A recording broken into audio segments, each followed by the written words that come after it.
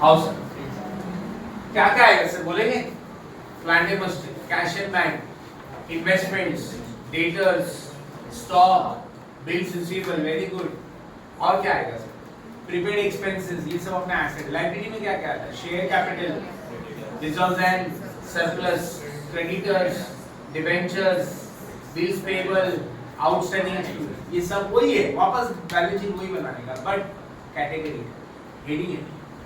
ऐसे बहुत सारे हेडिंग बनाए हैं, तो हम लोग आज हेडिंग लिखने वाले हैं और हर हेडिंग में क्या क्या आने वाला है वो देखने वाले हैं। ठीक है, तो स्टार्ट करते हैं सर। बैलेंस शीट बनाओ फटाफट।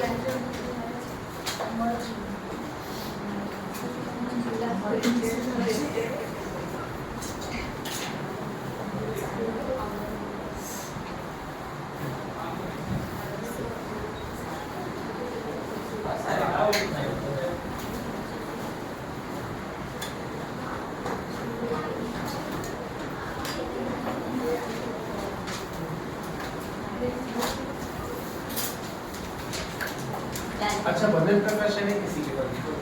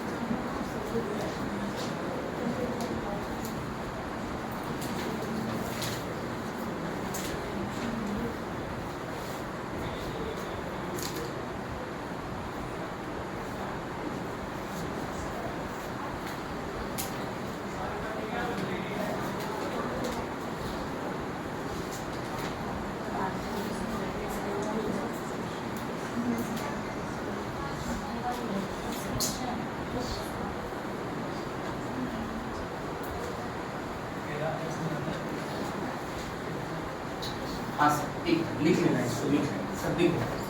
एसेट साइड में ना जैसे हम लोगों ने इनकम में 4 हेडिंग बनाया, इनकम में 4 हेडिंग कौन सा होता था sir? Collection from member for property expenses, collection from member for establishment की service charge, interest and dividend and other. अच्छा, एक्सपेंडिचर में कौन सा 3 हेडिंग था sir? Property expenses, establishment expenses and others, और चौथा था सरप्लस एंड रेवेन्यू। वैसी एसेट्स में भी आपको हेडिंग याद रखना है और सीक्वेंस वाइज याद रखना है, इसमें से एक भी मिस नहीं करना है। तो पहले क्या दिया है सर? लिख लेना आराम से, कैश एंड बैंक, ये तो आप सबको मालूम है यहाँ पे कैश बैलेंस, बैंक बैलेंस। दूसरा क्या? इन्वेस्टमेंट। उसके बाद स्टाफ प्रोविडेंट फंड, उसके बाद loans and advances, sundry debtors, current assets, fixed assets. अगर मैं आपको बोलूं फर्नीचर, प्लांट एंड मशीनरी वगैरह कहाँ जाएगी? फिक्स्ड एसेट, ये हेडिंग है अपना, और इसके अंदर हमें आइटम्स लिखना है। अगर मैंने आपको बोला cash balance, bank balance, cash in hand, cash at bank, ये सब वहां पे चलेगा। ओके, फिर miscellaneous expenses and losses, other items, उसके बाद income and expenditure account and बाद में करंट लॉसेस। ऐसे टोटल हमारे पास 11 आइटम्स है और ये 11 आइटम एज इट इज हमको लिख कर आना है सर, एक भी मिस नहीं होना चाहिए, आइटम हो या नहीं हो। अभी समझो इन्वेस्टमेंट में कोई आइटम है नहीं, लेकिन फिर भी हमें इन्वेस्टमेंट लिखना है, उसके सामने नहीं लिख देंगे। काय समजलं रोहित? समजलं? म्हणजे इन्वेस्टमेंट नाही आहे तरी आपल्याला इन्वेस्टमेंट हेडिंग द्यायची आहे और उसके सामने क्या लिखनी है? समझा? ये डैश करते हैं। अब इसको याद कैसे रखें सर? पहले आएगा कैश एंड बैंक, दूसरा आएगा इन्वेस्टमेंट, तीसरा आएगा स्टाफ प्रोविडेंट फंड, उसके बाद क्या? लोन्स एंड एडवांसेस, उसके बाद certificates, current assets, fixed assets, miscellaneous expenses and losses, other items, income and expenditure and. अब देखो यहाँ पे 11 का 11 आइटम एज इट इज लिखना है सर, बीच में। तो मैंने एक शॉर्ट फॉर्म बहुत पहले 4-5 साल पहले बना दिया था, 2017-18 में मैंने इसको एक शॉर्ट फॉर्म, जब भी कॉर्पोरेट सोसाइटी था तभी मैंने बनाया था। अब इसको ना टोटल 11 है बेटा, 11 प्लेयर्स रहते हैं बेटा क्रिकेट टीम में, पता है? क्रिकेट टीम में 11 प्लेयर्स रहते हैं। तो मैंने अभी क्रिकेट का एक शॉर्ट फॉर्म बना दिया, देखो। C for cricket, cricket IPL, cricket IPL, C for cricket IPL, cricket IPL, Delhi capitals, मालूम है टीम है उसमें, Delhi capital fixing matches of Indian cricket. क्या लिखेंगे sir? Cricket IPL, Delhi capitals fixing matches of Indian cricket. Cricket IPL, Delhi capital, बीच में team का नाम है, दिल्ली कैपिटल की टीम का नाम है, fixing matches of Indian cricket. Cricket IPL, Delhi capital fixing matches, match fix करना पता है ना आप लोग को?